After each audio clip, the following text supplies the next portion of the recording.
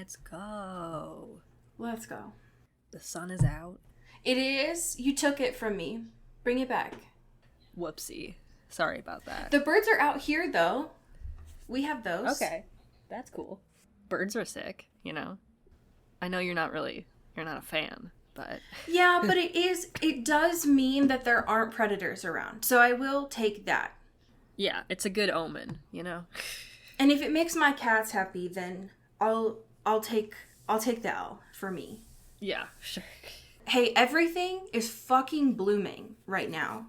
Oh yeah, how are your allergies doing, bud? Listen, I know that I've been dogging on everyone over the past 4 years of like, it's not allergies, it's the Newtons. Sure.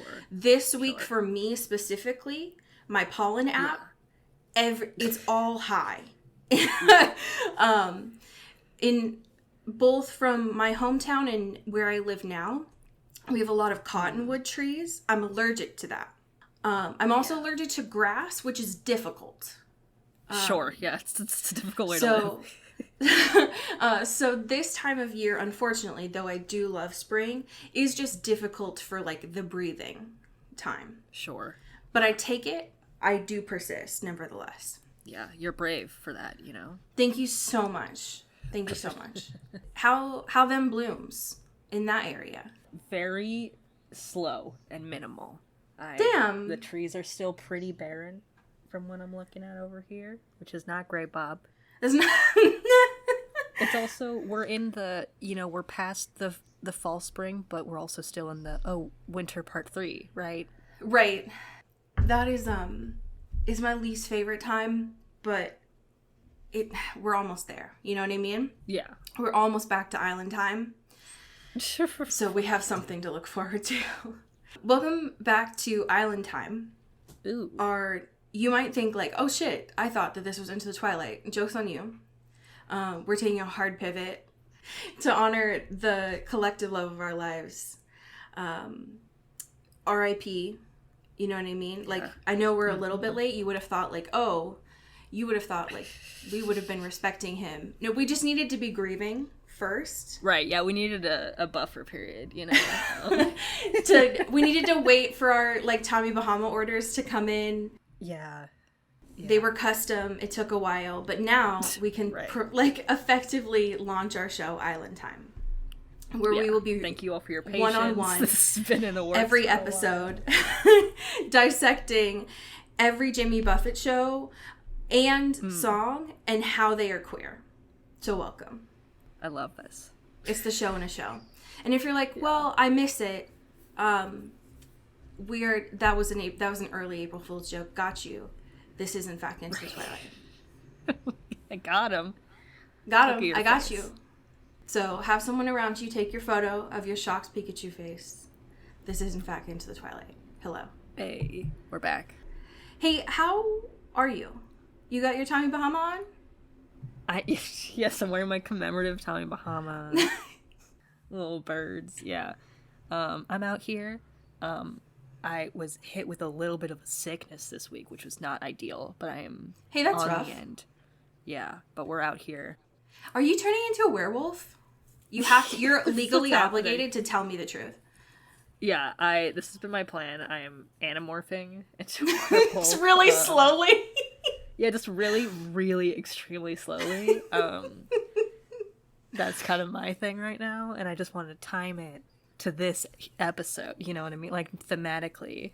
That's really fucked up, because, like, I could have started transforming into a cryptid, but, like... Sure. I didn't know that was a thing that we were doing. Right, and now we're gonna be, like, out of sync with it, you know, which is not great.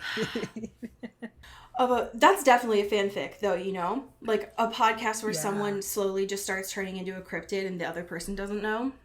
Oh my god. Need it. Yeah. I need it. The thing is like, you really give vampire vibes, and so the fact that you're turning into a werewolf seems really rude to the person who chose your cryptid. Sure, yeah, it's kind of like a sick, twisted joke on everything I stand for sure. Yeah. Damn, I'm sorry that they pulled the werewolf card for you, you know? They really zagged on you. Yeah, I had a weird luck of the draw, you know, so it's alright. But I do want to bring a show to the space. Okay.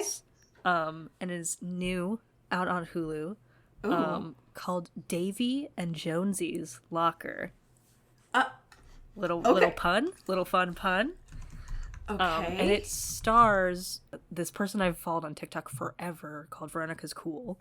And it's just like a kind of high school comedy situation where essentially like the Davy Jones locker is like the locker of, purgatory and jumping through different universes, and like everything's like slightly, it kind of gives like Pen 15 vibes a little bit, where they're just kind of like, but if it was like Groundhog Day adjacent, where it's like everyone's playing the same characters but like the universe is different, so like the things are different, and then they're also being kind of like hunted by a bounty hunter situation. Okay, so like Palm Springs? Yes, it's very Palm Springs for sure. But it is like different each time, which is so it doesn't feel like the repetitiveness of like a proper Groundhog Day. But it is very fun. It's very charming, and I love Veronica's Cool from TikTok, and it's cool to see her in a big show that's on like a big streaming thing. Right. Also, crucially, I forgot to mention, but Veronica's Cool is also like very briefly in an episode of What We Do in the Shadows, I think. Little crossover, little vampire crossover. Oh, this sounds great. Yeah, it's super fun. And it's like, I'm sick of... All right. Okay. I'm surprisingly intrigued for a Hulu show, so I'm looking forward to this. Yeah. Yay. Hell yeah. How are you doing? I'm here. I'm live. I didn't plan for this to coincide with a theme of this episode today. But I was glad that when I saw that our episode had some like archivist content in it, I was like, oh great, this works out. But I am bringing specifically a person, a creator specifically, named Alexis Amber today. Okay. Who I have been familiar with and following for a minute now, because Alexis had piqued my interest on TikTok specifically, because she is an archivist, like that is her thing, her career. And I had been following her because she started doing a playlist on TikTok about her experience with her master's program at the Vatican, and her experience in the Vatican archives. And naturally, TikTok had shown this to me because that is I love people talking about their hyperfixations.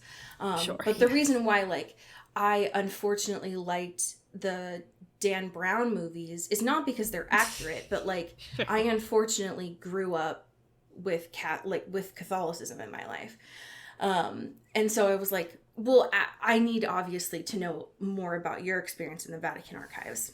Right, absolutely.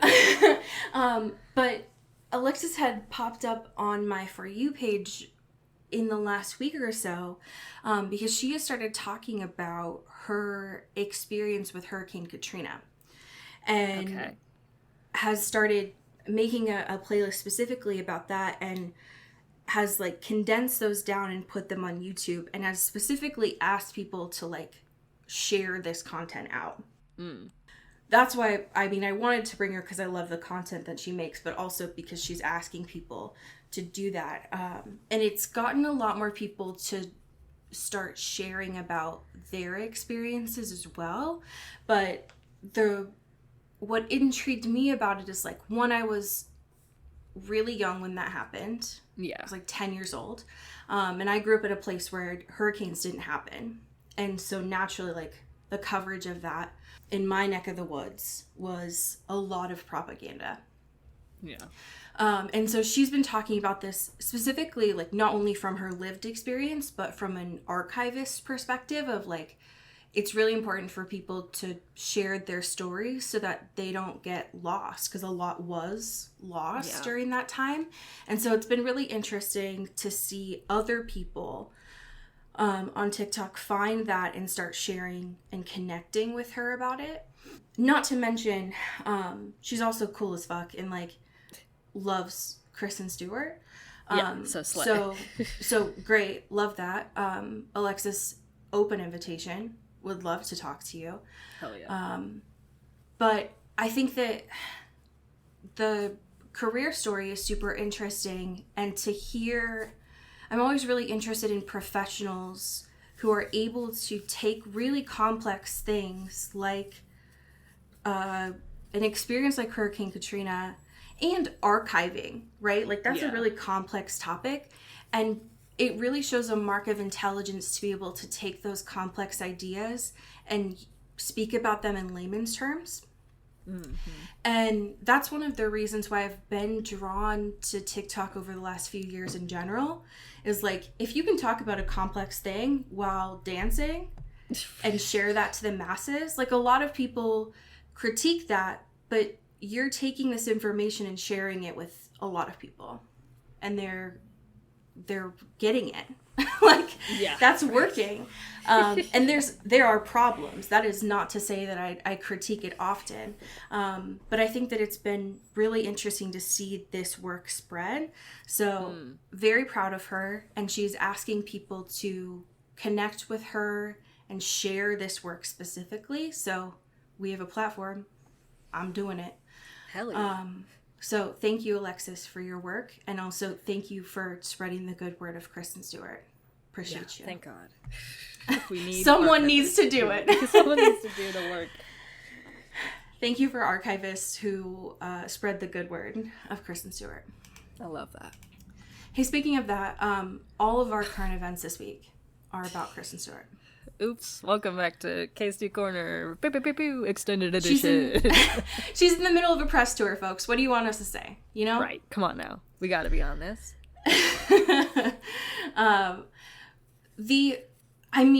The most important one. Yeah. The one that had me barking up the walls this week. Sure. Was the piece from them. Do you want to start us off? Absolutely. Thank you to, I just had it, Ren Sanders. God. And also the incredible art direction and photography and video work of the Them staff. Because holy fuck, this is nuts. And we were just seeing folks talking about this on Twitter, like right before this, of like, we miss sexy promotional photo shoots. Yeah, and they're like, y'all were mad about the Rolling Stone cover? Let's get even more horny with it. You know the folks at Them were like biting their tongues like, ooh, should we drop it early? Like, ooh. You know the masses are waiting. Right. And the people yearn for... They do. Horny movie promotion between co-stars. And we're so back. Good. We've never been more back. It means everything to me to have a cast on a couch in the outdoors. Hello? Yeah. Thank you for your service. God. And listen, I know that this show is based on our love for Kristen. But Katie? Yeah. There's some incredible things happening here. God. Katie, I say this with the utmost respect. You're so beautiful. And I'm so grateful that you got this job by looking at it and being like, fuck it, I'm just going to post myself on Twitter. Yeah, they let need me just me. Thirst post my way into a movie. And that's how you fucking do it. That's how you do it. That's how movies are made. And they should be. Oh my God. Okay, I need to just look at a block of this text from the article. Okay. Go ahead. It's like I gotta scroll away from Katie lifting up Kristen Stewart shoulders because otherwise I'm gonna have a fucking panic attack. The one that we saw, the like night changes thing, Cody, I can't. Mm-hmm. It means everything to me. It means everything to me. Thank you so much, Them. I know that I've said this multiple times over the past few months, but like, I'm about to start getting physical copies of these and start putting them on my walls like I did when I was a teenager. It's going to be wallpaper of all of this.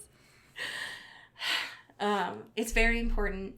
I I can't remember the last time that a press tour was for a film was this good. Yeah. Thank you. Thank you for your service. I'm very grateful. This cast is beautiful. And all of these other people are beautiful. Yeah. Just a gaggle of just hot people. It makes me angry how beautiful they are. Not in the same way that all these conservatives are like, burn this. I'm just like, they're all so beautiful. And I love it so much. Speaking of press junkets, there was a piece, thank you to Taryn Ryder, this is from Yahoo Entertainment, about Casey talking about intimacy coordinators, which I love. Thank you, intimacy coordinators, for existing. Right. 100%. I had seen this on TikTok where Casey was like, hey, I didn't know, intimacy coordinators are fairly new, which is wild to think about, first of all.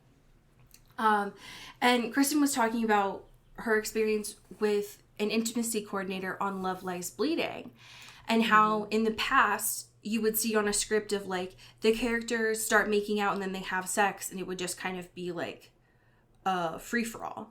Those were the words that Casey would use. And so there's been, I've seen this on Twitter a lot, of people talking about how there are a lot of like power plays in this film, and how these were really scripted out for Kristen as Lou and for Jackie in the script. And so while they had freedom as actors to still be able to kind of create, it was very specific for them of what they were doing in that moment, so that there is a comfort and a safety for the actors, which is like, why the fuck did that not exist before? And I know why, but like, hello. So I think that it's being able to hear Kristen talk about how that kind of structure not only allows for actors to be able to have that safety but still have creativity is great, and I'm very happy for it. Yeah. And I mean, like, it's unfortunate, but it's not surprising. It's not, like, at all. You know, the Twilight era did not have intimacy coordinators. But it is wild that even in the years since, like, this is the first proper time. It's shocking. That was a thing, which is pretty bananas. But hey, we love to see change in our lifetimes. We do, and I'm grateful for it. Yeah. It's also just, again, it is not surprising. It's just infuriating to know someone who's been in the business for so long, you know, like almost all of their life. And this is the first time. Yeah, it's pretty that nuts. There's been someone on the job whose role is to be like, hey, it is my job specifically to make sure that you're good. Yeah. You know that moment in Hercules where Hades just like sets himself on fire? It's just like, makes me just want to, Hey, speaking about Twilight, hey. There's a kind of like BTS video, not them, behind the scenes, though cool for them, I guess. There's a behind the scenes video from Who What Wear, where Kristen goes through all of the fashion from really prominent films that she's been a part of. And this is, one, it's great. More than anything, it reminds me of how much I miss behind the scenes content on like the second DVD that you would buy. Oh, yeah. Yup. I think about it on a daily basis of like, why do we have streaming services if that doesn't exist, you know? Yeah, really all of the streaming services fumble the bag on many levels, but especially on, we can just have bonus content for things, and I don't know why we don't. You deprive us of that. It has always been my favorite part of TV shows of like when you would get a DVD box set of a television show or a film of watching the bonus content. Yeah. And the fact that I know it exists and we don't have it, in addition to like on streaming services, that you don't have the real music that shit had, makes me so confused of like what are we even paying for, you know what I mean? Like, what's the point? What's the point? Kristen is looks super comfortable here, if not a little bit cold. Yeah, I appreciate her commitment to just having her tits slightly out. I love that. Listen, I don't like wearing a bra either, so I respect you. Yeah. It's like, what if I buttoned none of the buttons? You know? Just like, I want to wear a button up. Me? Yeah. But I don't want to button it because it's time consuming, so fuck you. Right, and honestly, I'm waiting. I like the structure of a button up, but not a cardigan. So fuck you. I love all the behind the scenes content. I want to know how it felt to wear these things. I want to know who you were in this moment. I think that that's beautiful. I also love there was a moment where she was referring to Robert where she was like, he looks great. And people, when I originally saw this, it was on TikTok, people were freaking out in the comments, as if these two haven't gone to like a birthday party together, you know? Yeah. Which I thought was interesting. Also a very good fun fact out of this is that she apparently still has her Adventureland shirt. I am obsessed. After all this time. And that's very beautiful. I would too, honestly. It's a great shirt. I respect it. Of all the ones that are in here, it makes the most sense to me. Yeah, completely. Love her. Thank you for your service, Kristen. And more bonus content. Please and thank you. Please, God. I need it. Last week, we finally got a character arc for Caroline. So that's nice. We're back. And the writers were still trying to will they, won't they with the Lockwood family of, they're not vampires. They're not humans. Are they werewolves? Ooh. It seems like the most obvious conclusion, but we won't tell you. Yeah. Hey, how this episode do you? Dude. I have so many feelings. It was a tough one. Yeah, it was pretty rough for pretty much every party, which is fun for the whole family, you know? Yeah, no one had fun in this episode. No one had fun at all. Yeah, Damon was down bad. Caroline was down extremely bad. Elena was down bad.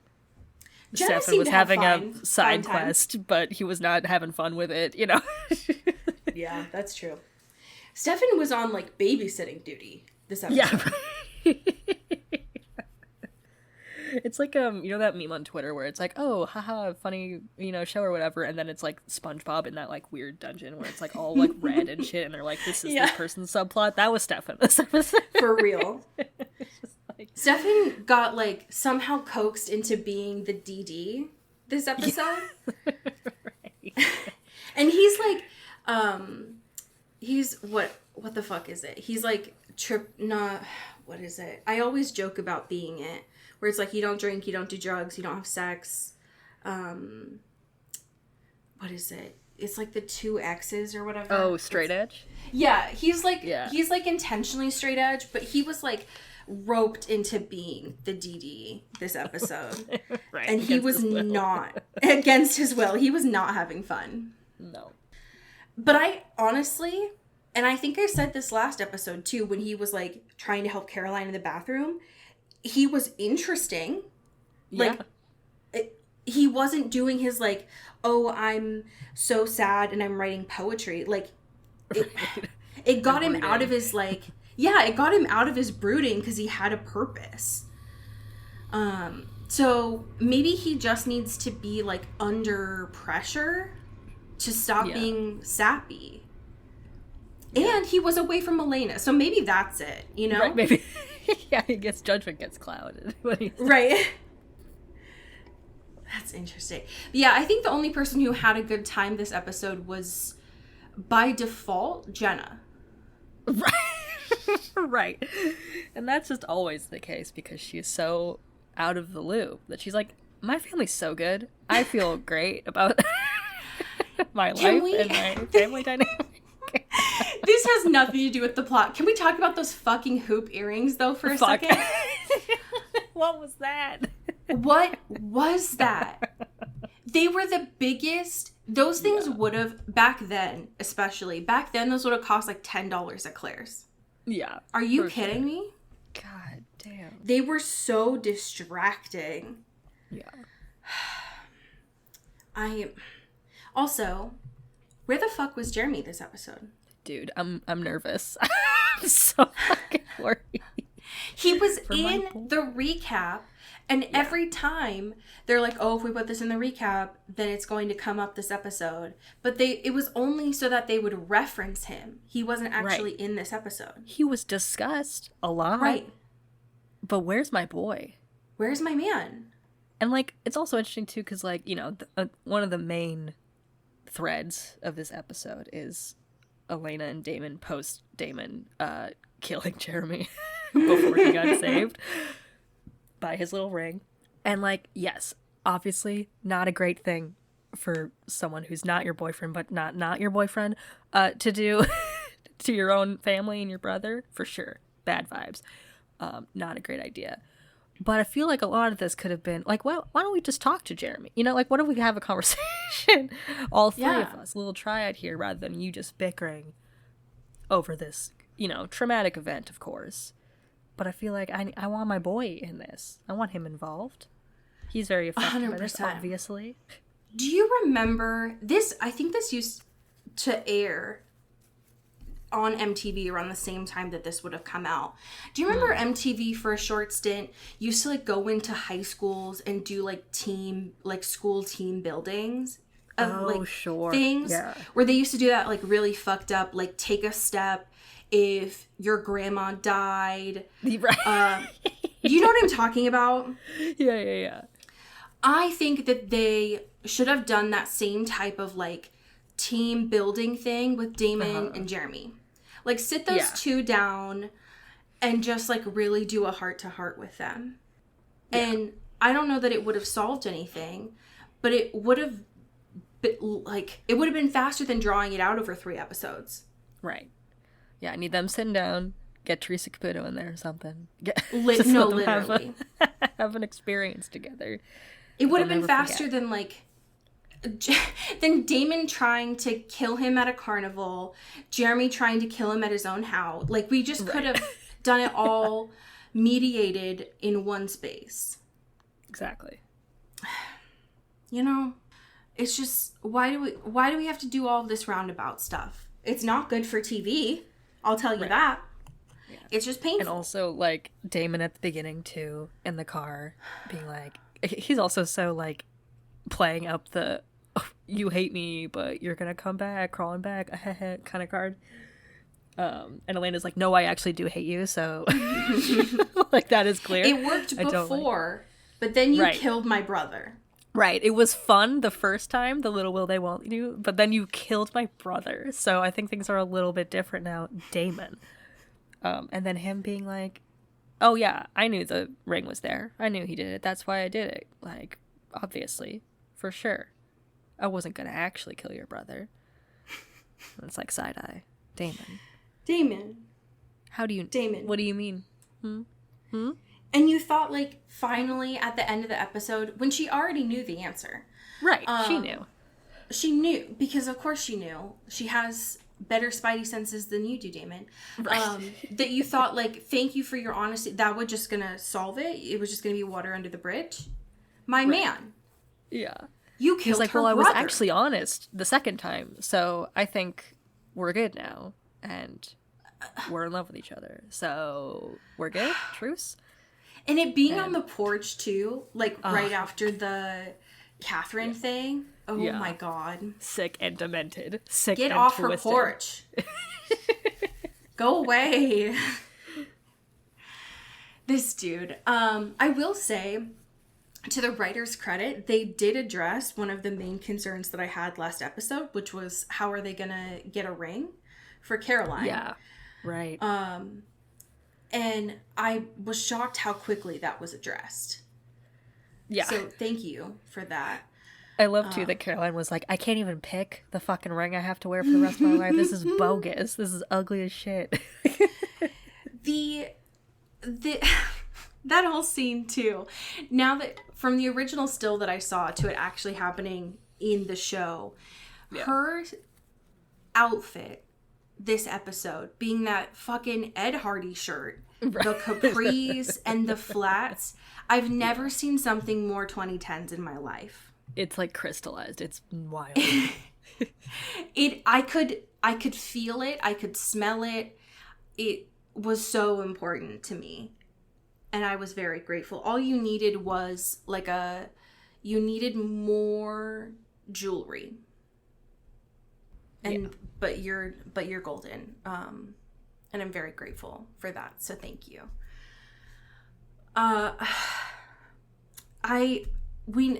I'm very sorry to say this. We need to talk about the Lockwoods. Ugh. Same. I'm so bored. I'm bored. I literally don't care. And I'm so tired of every part of them. I have a couple of complaints. I have many complaints. First of which is about the Lockwoods themselves. Yeah. I will list them in order. The first of which being from just a historical sense. Hey, Mrs. Lockwood, why don't you want to talk about what those rooms? Could it perhaps be because of slavery? Because you just said, quote, we don't talk about those rooms, unquote.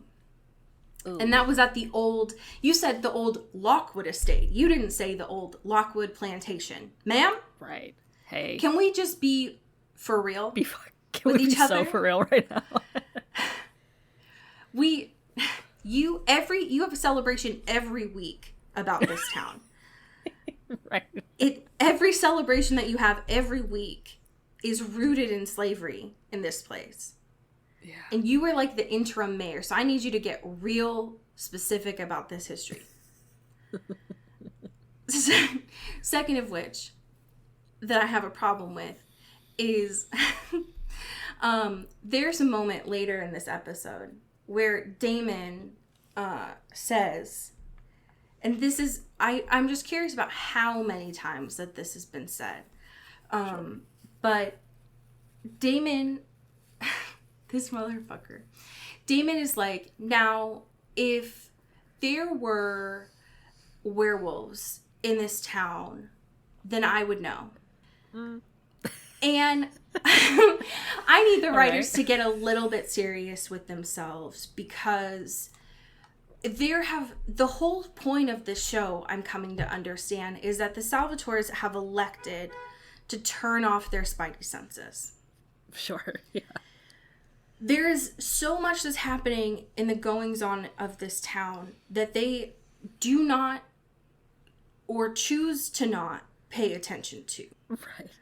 So I think that it is a choice that, like, of course there would be multiple werewolves that he would just not notice. Yeah. Third of which, I'm assuming that the werewolf gene, ?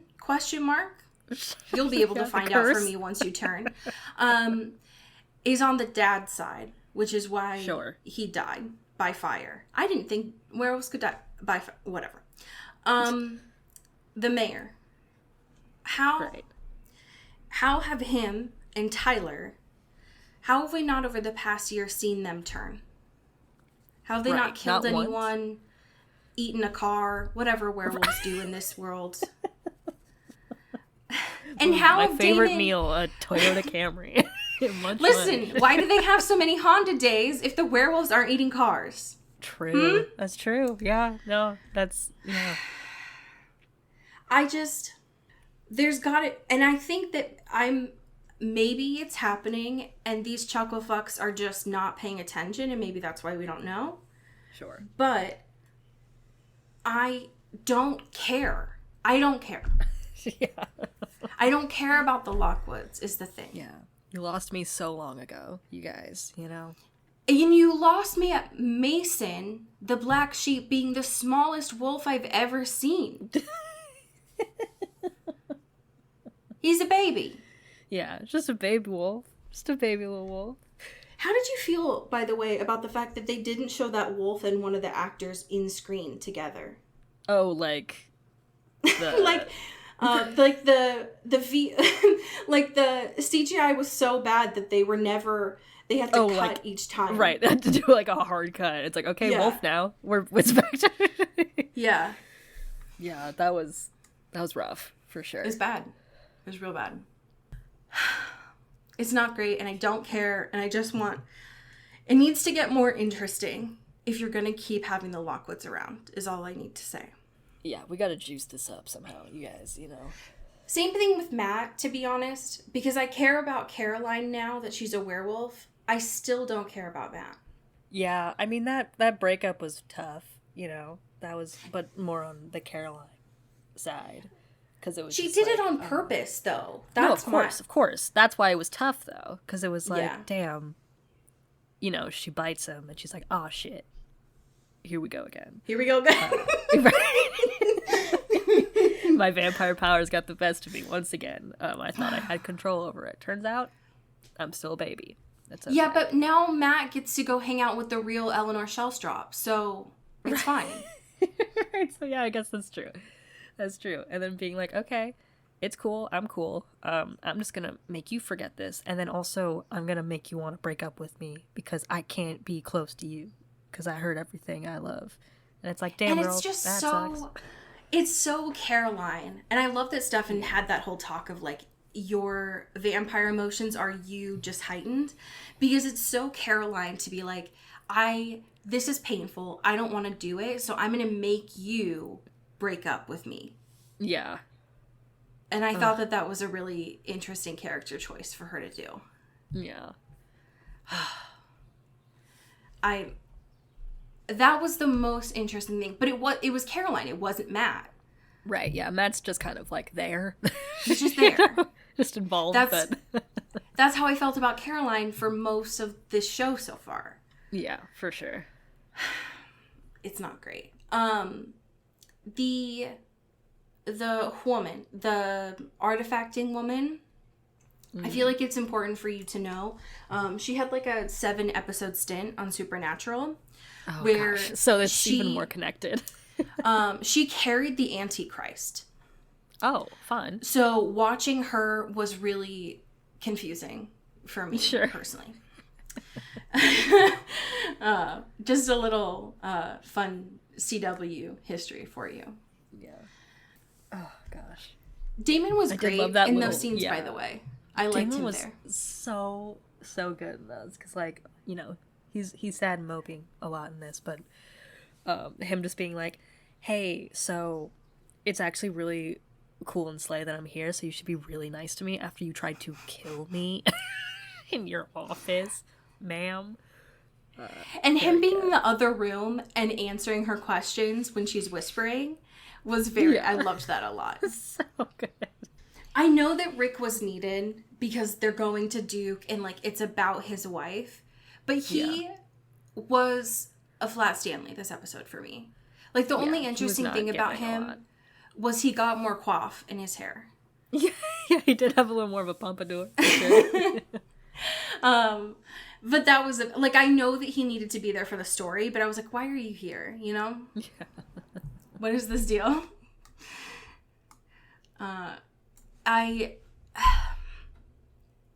the only other thing too that I thought was interesting was like so Damon is like very down bad for Elena. We know this. This is canon. But it was very painful when he got the book about Catherine. Mm-hmm. And he was like, look at this flower that I got for you, Elena. Look at this dandelion that I got. Do you like it? And she was like, go fuck yourself. But it was because she'd asked the woman of like, do you have any other stuff about Catherine? And she was like, no, go away. But Damon was like, here, it says Katerina Petrova. I got it for you. And Elena was like, okay, thank you. Go away. You killed my brother. Prepare to die. So that's very painful, you know? It's not great. God. And they'd had that whole thing, right? About like friends don't manipulate each other. Yeah. And unfortunately, Damon had been under the impression that they were still friends. Yeah. Which is unfortunate for Damon. Buddy. Yes. My guy, you tried and successfully killed her brother. Yeah, like, respectfully, dude, you gotta learn how to read the room a little bit more. Because he's like genuinely shocked. He's like, oh, we're not cool? I thought you were kind of doing like a bit here where it was like, haha, you killed my brother, but like, it's cool. And then we'd be fine. And it's not fine. It's like, yeah, Damon, it's not fine. It's not fine. No. You're not on good terms. And he's like, oh, word. Cool. So you're telling me I have to, like, earn your trust back. Interesting. And I should be a good friend to you. Interesting. Okay. Did not compute that. Noted. At all. Once. And then she hits him with... good friend. Don't kill. In his little fucking, like, Blue's Clues book with a big-ass crayon. Yeah. Big, like, spiral bound notebook. Yeah. But he's writing that down right now, right? He's like, oh, noted, got that, does compute now. When she hits him with the, like, you don't need to try that now. Like, you don't even need to worry about writing that down, Damon, because you've lost me forever. Right. And he's like, have no friends. So this is, like, no coming back. Cool. I didn't know that was an option. I thought there was a space to build from, you know. You know, like... What I imagine is like in the Sims when like over people's heads you just see like the broken hearts. And he's like, oh damn, I thought we were at different levels. That's so fucked up. Ooh, yikes. Ouch. Ooh. And then he unfortunately right now, and again, this is what I'm saying, like his fucking spidey senses are so turned off because he's like, wait, so you knew that we weren't friends at the jump and you still brought me to Duke.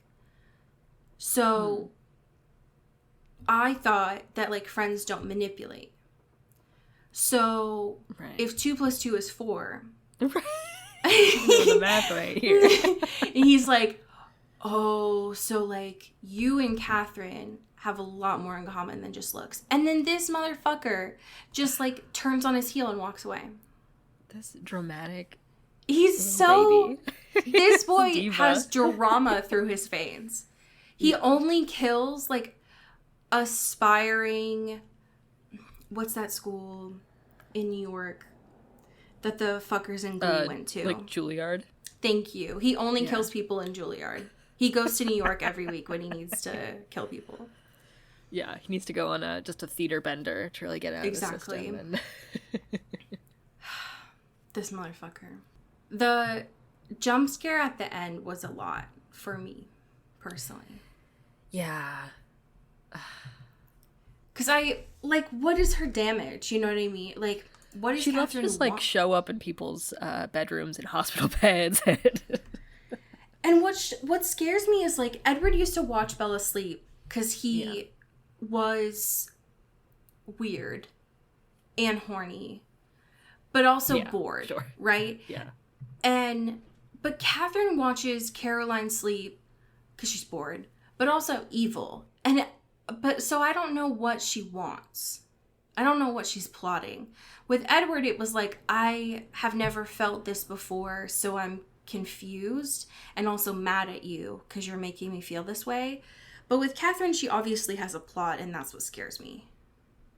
Yeah.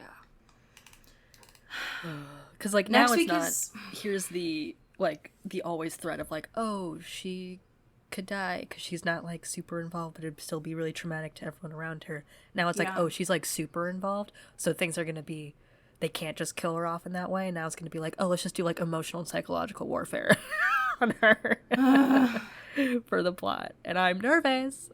I'm also nervous because, and this is a continuing question that I have, who in this town does not consume vervain? Because I would have thought at this point that Matt did, but apparently he didn't. Right. So it's like, I thought y'all had these growing on trees over here. Like, what is happening?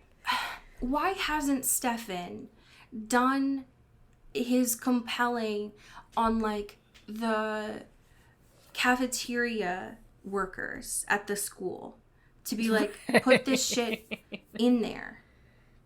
Yeah. For the good of the people. One of their daily town events, they should just have little goodie bags. They're like, here's a little, put it in the water. Little bump of vervain. just hit it. Yeah. Like, if you were trying to actually help people and not harm them, then put it in the water supply. Yeah. It's the kind of things where it's like, you know, these are, like, there's just no thoughts running through their brains. No. They're just, they are reactive and not proactive. Yes. This is why Damon cannot be mayor. He's not thinking ahead. Right. He's got very short-term goals and ideas. He can't think in the future. No. He's just trying to think about where to get his next hit. And also about, I don't know, probably like fucking Sour Patch Kids or something, you know? Like, sure, yeah. He's not the people. He's got sour candy on the brain, for sure. And I relate to that, you know? Right. But also, he's... Who among us, you know? But, like, he's supposed to be immortal. You'd think, after this amount of years, you'd have a little bit more forethought. But maybe I'm being too generous, you know? Yeah. Hey, next week looks like a flashback episode. We're so back. We've never been more back. And it's titled Memory Lane, and I'm curious if it'll be like a proper Catherine flashback this time. Yeah. Not just like Stefan's flashbacks or something. Yeah. I love how wet this still looks. You know what it's I mean? Like, so... It looks so like a ghost. Soft. Like we're looking through a ghost. Yeah, it's like we got a little fog in the lens. I love it. I know. Oh no. We have some amazing patrons to thank. Do you want to start us off? Hell yeah. Thank you to Maya Bennett. Ooh, thank you to Sean Salvatore. Pew, pew, pew. Thank you to Megan Pattinson. Ooh, thank you to Katya Karp. Ow. Thank you to Ashlyn Vogel. Ooh, thank you to Maddie Facinelli. Pew pew. Thank you to Genevieve Morgan. Ooh, thank you to Danielle Burke. Ow. Thank you to Sophia Salinger. Ooh, thank you to Dan Zeklos. Pew pew. And last but certainly not least, thank you to Emily Ozera. Ooh. So this fanfiction was sent in by Emily. Emily Ozera herself? I'm pretty sure. Yes. Fuck yeah. And the email reads, "This fanfic isn't technically a fanfic or Great start. Vampire Diaries related, but I do think that it qualifies as related to the show and is pretty much a fanfic that got published since it is 37 pages long." Okay. This is we're gonna read all of it. We're gonna read all 37 pages. It's a bonus episode. This is mostly for Allie because the Mothman can get it. Okay. So again, you can't blame me. This was sent in. Yeah, I mean, first of all, crude to. I also think the Mothman can get it. You know what I mean? Who among us does not think that? And honestly, you know what I mean? Like, yeah, anyone with a pulse, you know, can see that. So I'm going to call this is a published work, but again, I'm pretty sure, after looking at this myself, I'm pretty sure this was a fanfiction that got published. Okay. This is by the author Chuck Tingle. Fuck yes. Who, when looking at this cover, it says that they are a Hugo Award finalist. So again, one can assume. Okay. The title of this, Cody, the title of this is Bisexual Mothman Mailman Makes a Special Delivery in Our Butts. Now say that 5 times fast. Okay. This is from the sample that was sent to me by Emily. So I have no fucking idea where this is found in the book. I'm just reading it from the sample. I'm going to try to keep a straight face. Okay. Package for Ivy Harrington. The handsome Mothman informs me, holding out a small box. Anyone can sign for it. I just need a signature. Oh, thank you, I stammer. Noah taking the day off? The Mothman shakes his head, which consists of him turning his entire body from side to side. Afraid not, the creature replies. He's no longer with us. Oh, wow, I blurt. I'm sorry to hear that. The Mothman seems a little confused at first, and then, moments later, his expression floods with understanding. Oh no, he just quit. The creature hands me a clipboard with a sheet of paper attached to the front of it. I sign it quickly and then hand it back to him. Thank you, the Mothman replies. I'll be seeing you. The creature turns to leave, but I call out to stop him in his tracks. What's your name? I question. Indrid, the Mothman replies. Nice to meet you. I'm Cooper, I inform him, reaching out and giving the furry, muscular creature a firm handshake. The Mothman smiles and then turns once again, heading off down the front walkway with a satchel full of packages slung over his shoulder. I can't help but let my eyes linger as he goes, taking in the creature's incredibly muscular physique. End scene. It is important to note, Cody, if you happen to have forgotten, because I never could, that the Mothman in Taz Amnesty is named Indrid. And I am pretty sure from reading just this snippet, I think this is fan fiction based on Indrid from Taz Amnesty. What? That is, again, what I think this might be. Yeah. That's bananas. Because that was published possibility in the real world? The possibility of a Mothman being named Indrid in a fan fiction and also in Taz Amnesty just seems too wild. You know what I mean? Yeah. So again, this is on Amazon. I can't see it published anywhere else. It is $2.99. And this author, whose pseudonym is Chuck Tingle, has like 38 of these works. Okay. Thank you, Emily, for making me read this out loud. Wow. You suck. Also, great work. Good job.